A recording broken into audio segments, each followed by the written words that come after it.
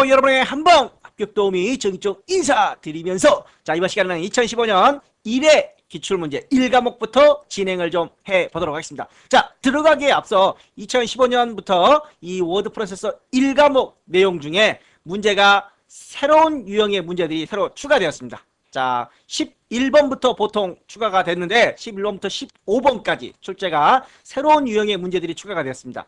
자, 또 과거 기출문제 출제 유형도 한두 문제 정도 보이는 것 같고요. 자, 그래서 보통 한 새로 3개에서 4문제 정도가 새로 추가되었다는 거. 자, 해당 내용들은 문제를 풀면서 해당 아래 세부 참고 정리 등들을 정리하면서 문제를 설명을 좀 드려보도록 하겠습니다. 자, 그럼 1번부터 시작을 해보도록 하겠습니다. 자, 1번 워드 프로세서의 화면 구성. 자, 여러분들이 보고 있는 화면이 워드 프로세서 화면이 되겠죠. 문단의 왼쪽 오른쪽 여백, 탭의 위치, 들여쓰기, 내어쓰기, 눈금 단위 등, 여기 눈금 단위 있죠. 이 눈금자에 대한 설명을 하고 있는 것 같습니다. 눈금자. 자, 상태 표시줄은 우리가 2014년 마지막 때 2014년이 나와 있네요. 2014년 3회 때 상태 표시줄에 대한 문제가 출제된 적도 있습니다. 자, 격자에 대한 내용은 09년에 출제가 된 적도 있습니다. 자, 그 다음에 스크롤바도 이렇게 화면을 이동시키고 이렇게 왔다 갔다 하는 게 스크롤바가 되겠죠.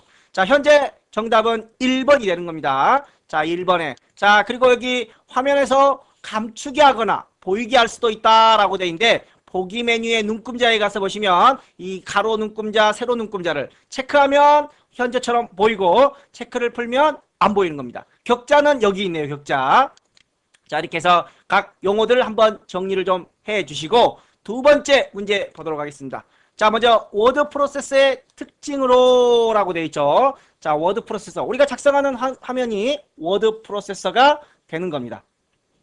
자, 그럼 먼저 워드 프로세서로 작성된 내용을 모바일, 팩시밀리, 이메일 등으로 자, 보내기에 가서 보시면 모바일로, 팩스로, 이메일로 등등 보낼 수가 있습니다. 또 배포용 문서라든가 공인증서로 암호화도 할 수 있습니다. 자, 두 번째, 워드 프로세서로 작성된 문서는 쉽게 변경할 수 있으므로 문서 보안에 신경 쓰지 않아도 된다? 신경 안 쓸 거면 무단히 공인인증서를 걸어요. 여기서 필요 없겠죠. 배포용 문서도 필요 없고. 자, 그래서 워드 프로세서 작성 문서는 쉽게 변경 가능하므로 보안을 위해 자, 이렇게 배포용이라든가 공인인증서 형태로 암호화할 수, 보안 설정할 수 있다는 겁니다. 자, 그러면 2번이 틀린 내용이 되겠죠. 다양한 형태의 문서로 빠르게 작성하여 시간과 노력을 줄일 수 있다. 문서 작성 관리를 전산함으로써 유지 관리가 쉽다라는 특징들도 있는 것 같습니다. 자, 세 번째 문제. 워드 프로세서의 인쇄 기능. 자, 인쇄 기능 우리가 앞서도 지난 시간에도 그 2014년 기출문제에서도 종종 많이 봤던 문제인데 여러 개의 프린터로 기본 프린터가 현재 이거죠. 그 외에 다른 프린터로도 인쇄할 수 있고 파일로 인쇄, PRN이죠. 그리고 문서의 인쇄 범위를 지정할 수 있고 자, 또 인쇄 매수, 현재는 1페이지네요. 자, 그런데 현재 인쇄 매수를 증가시키면 한 부씩 찍기라는 것도 나옵니다. 한 부씩 찍기란 예를 들어서 자, 문서가 총 5페이지예요. 5페이지. 자, 그러면 1 이렇게 5개 찍고 2 이렇게 찍으면 내가 1번, 2번, 3번 모아서 또 다시 편철을 해야 되는 거죠. 묶어야 되는 거죠. 그런데 그게 귀찮으니까 한 번씩 찍어라. 즉 1, 2, 3, 4, 5 5페이지니까 5페이지까지 한번 쭉 찍고 그 다음에 다시 또 1, 2, 3, 4, 5 이렇게 빠르게 묶을 수 있게끔 한 부씩 찍게 하겠다는 겁니다. 풀면 111, 2, 3, 3, 3 이렇게 출력이 돼버리는 거죠. 그래서 이렇게 체크를 해두시는 게 훨씬 효과적이겠죠. 자, 그런 것들을 보면 자, 3번에 보시면 문서가 1, 3페이지 자, 여러 장 인쇄할 때 한 부씩 찍기를 선택하지 않으면 이라고 되어 있어요. 한 부씩 찍기가 선택되지 않으면 111, 22, 333 이렇게 갑니다. 자, 여기서는 123, 123 이런 형태로 인쇄를 하고 싶다면 이 하단부에 한 부씩 찍기가 반드시 체크가 되어 있어야 된다는 겁니다. 자, 한 부씩 찍기 선택 자, 잘 살펴보시고 이렇게 해서 3번의 정답은 3번이 되겠습니다. 4번 문제. 워드 프로세서의 입력 및 삭제에 관한 설명이다. 자, 수정, 삽입 이런 문제들도 2014년에서도 계속 출제가 되고 있는 문제입니다. 자, 여기 보시면 유사한 문제들이 다수 출제가 되고 있으니까 자, 꼭 물론 기본적으로 다 정리를 하셨으리라 믿습니다. 자, 현재 문제의 경우에는 4번에 보시면 삽입 모드에서 딜리트. 자, 딜리트는 삽입과 수정 모드를 구분하지는 않습니다. 삽입이나 수정이나 똑같은 내용입니다. 자, 그러면 딜리트는 커서 위치의 내용이 지워지고 다음 내용이 앞으로 당겨지면서, 자, 우리는 지금 딜리트를 한번 눌러보겠습니다. 딜리트를 누르면 커서의 오른쪽 내용이 다음 내용이라고 되어 있으니까 오른쪽 내용이 지워집니다. 백스페이스는 커서의 왼쪽 내용이 지워진다는 겁니다.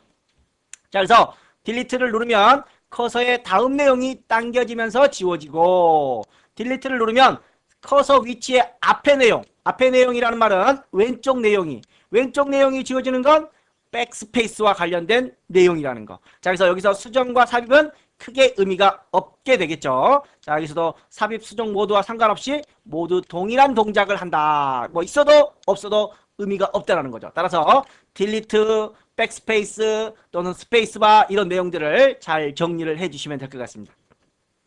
자, 다섯 번째, 워드 프로세스의 커서 이동. 홈은 문서의 맨 처음이 아니라, 자, 여기 커서가 여기 있다. 홈키를 누르면 맨 앞으로 갑니다. 엔드키를 누르면 맨 뒤로 이렇게. 홈은 그 줄에서 맨 앞으로, 엔드는 그 줄에서 맨 뒤로.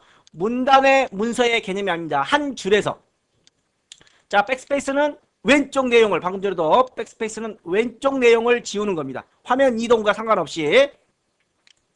자, 그 다음에 페이지 다운은 한 화면 단위로 다음 아래로. 페이지업은 한 화면 위로 이동을 하겠죠. 화면 단위의 이동이 되는 겁니다. 자, 그래서 현재 맞는 것은 4번이 정답이 되겠습니다. 자, 6번 복사와 잘라내기에 대한 설명이다. 자, 우리가 이렇게 블럭을 잡고 복사나 잘라내기를 하려면 반드시 블럭을 잡아야 된다는 겁니다. 복사하거나 잘라내기 할 때는 영역을 선택해야 된다. 블럭을 설정을 해야 된다. 그래서 잘라내기를 하면 없어집니다. 자, 그리고 나서 다시 붙여넣기를 할 수가 있겠죠. 또는 컨트롤 C, 복사를 하면 아무런 반응이 없습니다. 그리고 이렇게 여러 번 이렇게 붙여줄 수 있습니다. 자, 그래서 복사하거나 잘라내기를 하면 복사를 하면 문서에 붙여넣기 하면 문서가 늘어나겠죠. 잘라내기 하면 문서가 그만큼 줄어드는 형태가 되는 겁니다. 자, 그래서 문서에 변화가 없다라고 하면 틀린 말이 되겠고, 한번 복사하거나 잘라낼 내용은 한 번이 아니라 여러 번 붙이기를 할 수 있습니다. 또 복사한 내용은 버퍼에 보관되며 잘라내기 한 내용도 역시 버퍼에 보관됩니다. 자, 오답 정리해 주시고 현재 6번에는 1번이 정답이 되겠습니다. 자, 7번 글꼴 구현 방식의 설명 중이라고 되어 있습니다. 자, 글꼴은 크게 비트맵과 아웃라인 방식으로 된다. 이미지로 따진다면 이 아웃라인이 벡터가 되겠죠. 벡터. 자, 그러면 비트맵은 점으로 표현하고 글자가 매끄럽지 못하고 확대하면 계단 현상이 발생한다. 계단 현상이 발생하는 걸 우리가 엘리어싱이라고 그랬죠. 엘리어싱. 그런 계단 모양을 최소화하는 게 안티 엘리어싱이었고, 자, 그렇다면 이제 비트맵의 반대인 아웃라인 방식에는 트루 타입, 오픈 타입, 벡터, 포스트 스크립트 네 가지 형태가 있다고 했습니다. 자, 그 중에서도 오픈 타입, 고도의 압축을 사용하고 통신용으로 사용되는 오픈 타입이 시험에 더 종종 출제가 된다라고 2014년 기출문제 풀 때, 2회 때 풀 때 나왔던 문제 같아요. 자, 설명을 드렸었습니다. 자, 여기서 높은 압축률을 사용하고 통신을 이용하고 뭡니까? 오픈 타입이 된다는 겁니다. 오픈 타입. 자, 7번에는 4번이 되겠고, 8번 문제 조합키.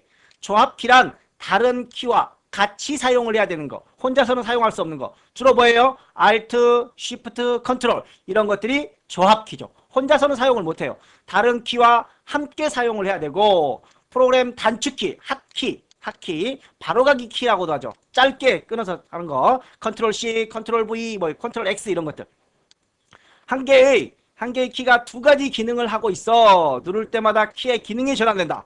자, 그런 건 토글 키라고 하죠. 한 번 누르면 한글, 한 번 누르면 영어, 또 한 번 누르면 삽입, 수정과 반복하는 인서트 키, 캡스락, 넘락, 스크롤락, 불이 껐다 켜졌다는 이런 것들 우리는 토글입니다. 토글. 하나의 키로 누를 때마다 기능이 전환된다라는 의미를 가지고 있습니다. 자, 그래서 8번에는 3번에 토글 키에 대한 설명이 되겠고, 자, 9번 문제. 용어에 대한 설명. 용어도 수시로 나오고 있습니다. 매번 나옵니다. 따라서 용어에 대한 내용들 꼭 정리를 해주시고, 자, 여기서는 영문균등. 자, 2014년 3회와 1회와 3회 때도 출제가 되었던 문제고, 자, 문서 작성 시 영어 단어가 너무 길어 단어의 일부가 다음 줄로 넘어갈 경우, 그러면 단어가 끊어지죠. 끊어지지 않게끔 다음 줄로 단어 전체를 다음 줄로 넘기는 걸 우리는 워드랩이라고 합니다.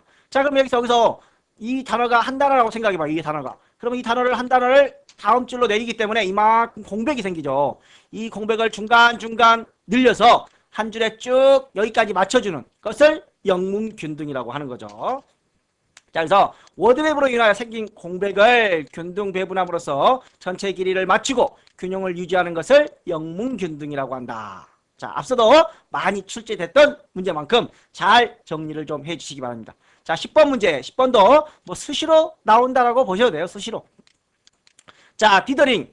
색을 조합하여 새로운 색을 만들어낸다 라고 나와 있죠. 여기 밑에. 자, 모핑. 두 개의 이미지를 변환하는, 적절히 변환시키는 방법. 스프레드는 컬러보다 옅을 때 발생한다 라는 것들이 있습니다. 자, 겹쳐 인쇄하는 건 오버프린트겠죠. 겹쳐 인쇄하는 건 오버프린트. 자, 그리고 여기에 나와 있는 거, 뭐 미세한 점으로 나타내며 각 점의 명암을 달리하여 영상을 표현하는 건 하프톤에 대한 설명이고, 자, 1번은 2차원을 3차원 형태로 만드는 과정을 렌더링이라고 하고, 자, 답은 4번입니다. 4번. 이미지의 변형 작업으로 채도, 조명도, 명암 등을 적절히 조절해주는 기능을 초크가 아니라 초크라는 거. 자, 드디어 이제 11번 문제부터 들어왔습니다. 비즈니스 문서. 자, 공문서가 아니라 우리가 앞서 공문서에 대한 내용들은 많이 나왔었죠. 그런데 비즈니스 문서는 뭐예요? 사업을 할 때 사업. 자, 우리 비즈니스 한번 해볼까요? 사업하는 거죠. 사업. 자, 이제 2015년에 최근에 출제된 문제 등에 추가된 내용이 사내문서가 있습니다. 사내문서. 회사 내부에서 돌아가는 문서. 그 외에 사외문서. 회사 밖에서 나가는 문서. 이런 것들이 주로 비즈니스 문서가 되는 겁니다. 비즈니스 문서. 자, 사내 문서와 사외 문서가 있는데 이 사외 문서가 비즈니스 문서에 해당된다. 자, 문장을 짧게 옳지 않은 것은 그랬죠. 옳지 않은 것은, 자, 문장을 짧게 개조식으로 작성한다. 개조식. What do you mean? 개조식이 뭐예요? 여기다 설명했습니다. 개조식. 글을 쓸 때 앞에 번호를 붙여. 자, 1 짧게 끊어서 1 뭐고 2 뭐고 3 뭐고 막 계속 길게 나열을 하면 그래서 요점이 뭔데? 요점을 파악이 안 돼요. 그래서 짧게 끊어서 요점을 쉽게 파악을 할 수 있도록 하는 게 개조식이다. 개조식으로 하는 게 좋겠죠. 막 말만 길게 하면 안 돼요. 짧게 끊어서 정확하게 전달을 해야 된다는 겁니다. 의미가 분명한 용어나 표현을 선택하여 내용을 정확하게 작성을 해야 되고, 동일한 수신인이 여러 명일 경우 사안을 한 문서에 다루기 쉽게 한다. 자, 개인의 감정보다는 객관적, 누구나 다 그렇게 생각하는 그런 내용들을 문장으로 써야 된다는 겁니다. 예를 들어서 제가 3번에 대한 내용을 예를 들어서 설명을 좀 해보겠습니다. A라는 사람이 저한테 문의를 했어요. 선생님, 워드하고 커마를 자격증을 좀 따보려고 그러는데 어떤 차이가 있어요? 어떻게 달라요? 라고 물어봤어요. 그러면 한 사람이죠. A라는 한 사람이기 때문에 워드, 커말 한꺼번에 설명을 하기보다는 워드 한 장에 대해서 커말 한 장에 대해서 각각 문서를 만들어서 설명을 하라는 겁니다. 자, 동일한 수신인이라도 한 문서에는 한 가지 워드만, 또 하나의 문서에 또 커말 이렇게 다루기 쉽게 해주라는 겁니다. 한꺼번에 모아서 하지 말고 종이 아끼려고 하지 말고. 지금 우리는 뭐예요? 비즈니스. 돈을 벌어야 돼요. 돈을 벌어야 되니까 아끼는 것보다는 투자를 해야 되는 겁니다. 투자. 자, 3번. 자, 12번 문제 들어가겠습니다. 12번 문제.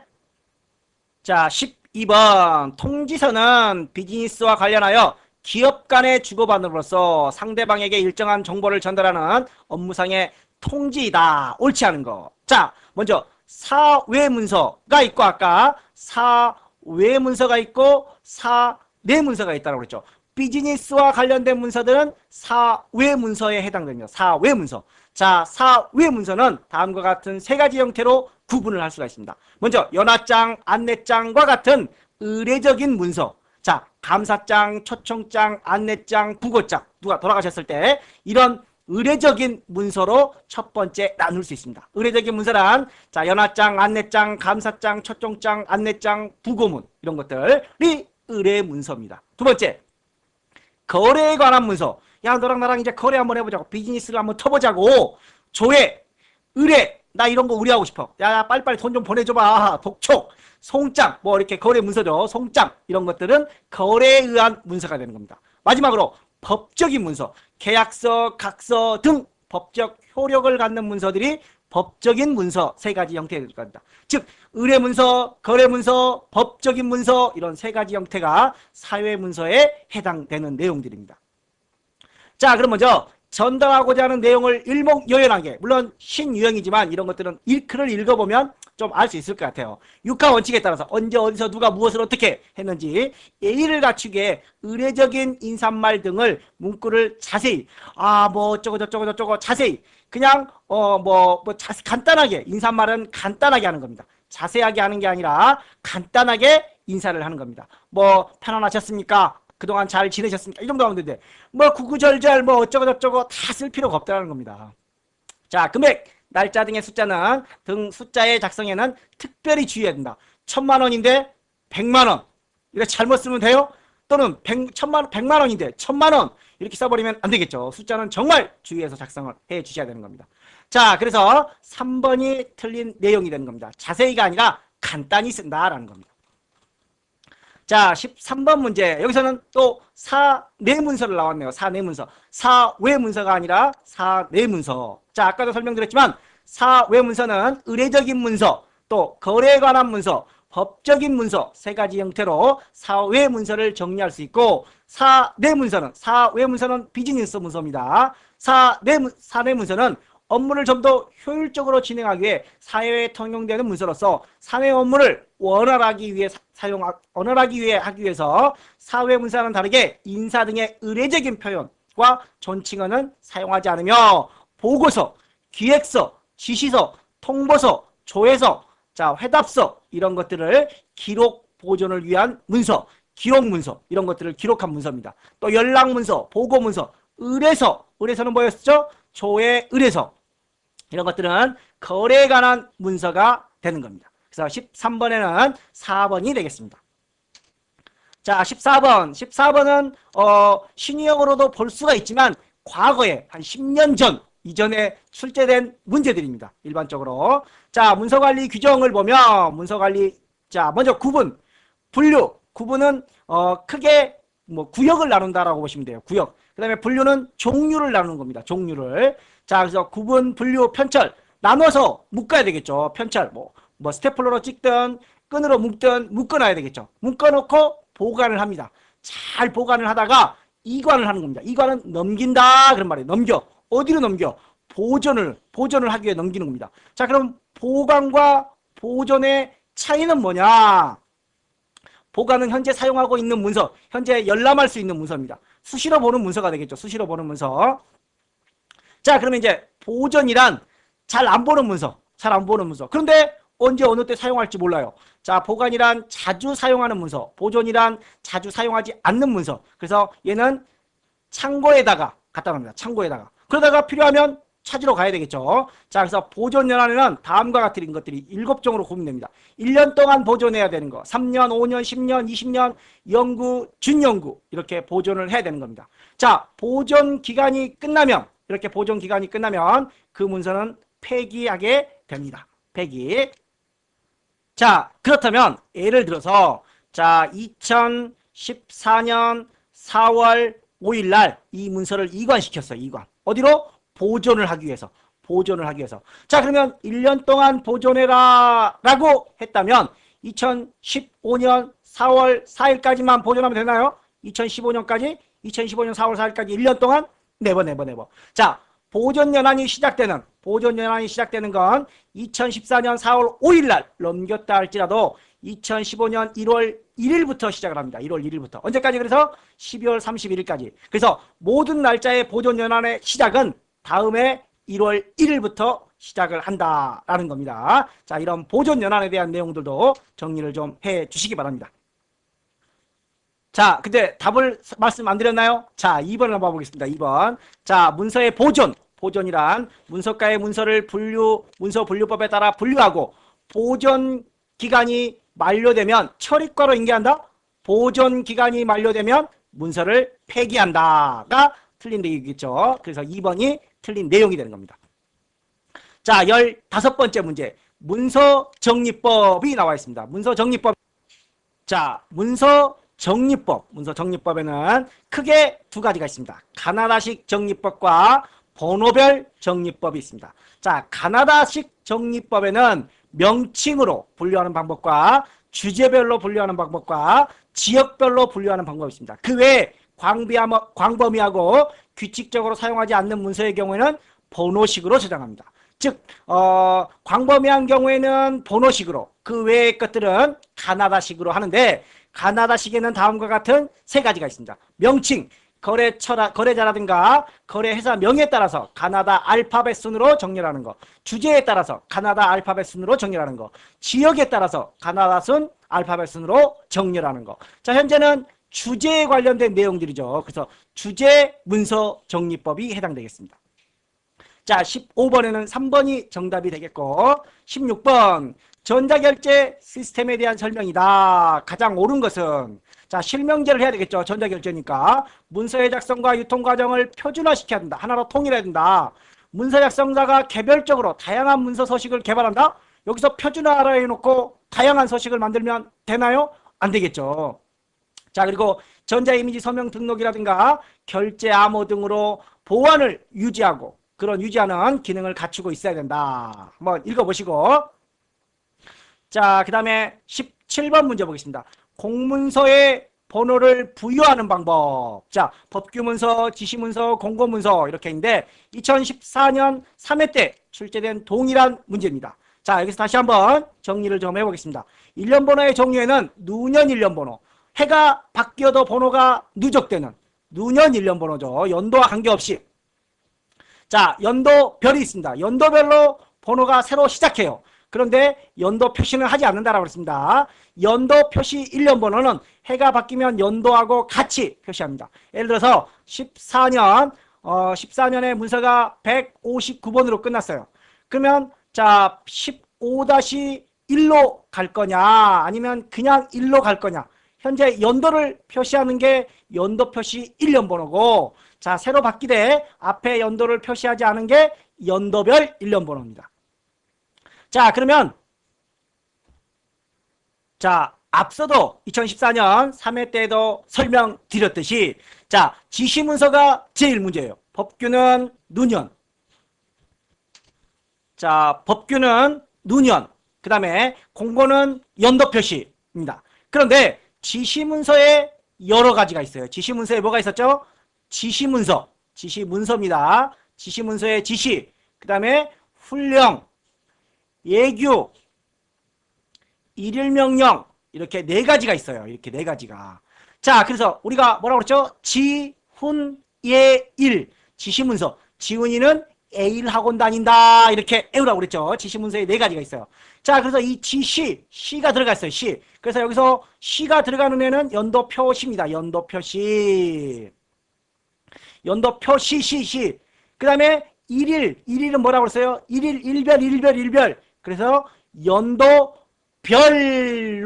정리를 좀 해주라고 했습니다. 이 두 개는 누년 일련번호에 해당되는 거고. 자, 그래서 지시문서가 연도 표시에, 일일명령은 연도 별에 해당된다라는 거. 자, 그래서 4번이 틀린 내용 되겠죠. 연도별은, 자, 일일명령은 연도별이 맞지만 지시는 연도 표시 일련번호라는 거.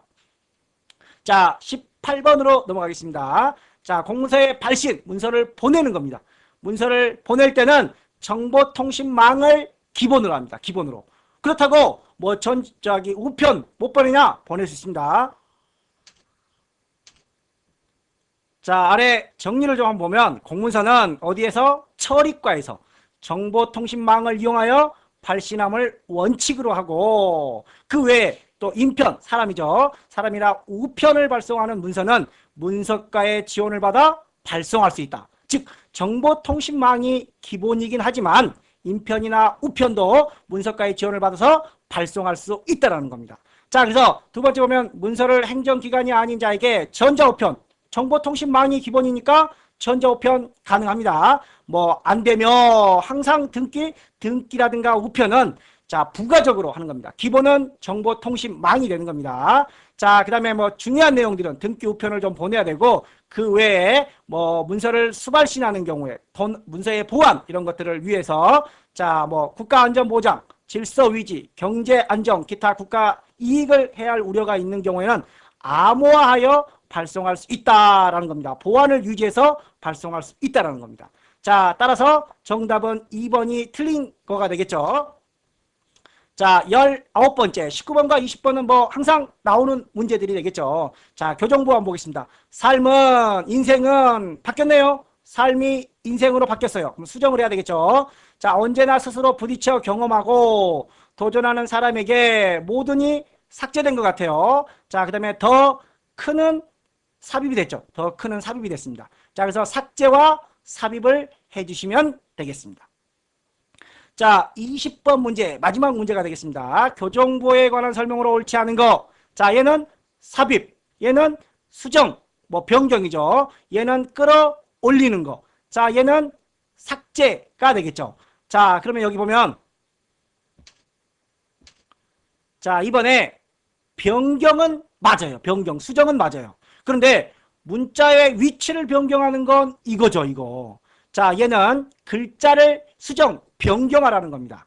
자, 그래서 자, 문자의 위치 변경은 이 기호를 써야 된다는 겁니다. 자, 이렇게 해서 20번에는 2번이 틀린 내용이 되겠네요. 자, 이렇게 해서 2015년 1회 1과목 내용을 여기서 마무리하고 다음 시간에는 2과목 윈도우, 자, 윈도우 운영체제에 대한 내용들을 가지고 여러분들을 다시 찾아뵙도록 하겠습니다. 자, 이번 시간 수고 많이 하셨고 다음 시간 또 기대해 주시기 바랍니다. 감사합니다.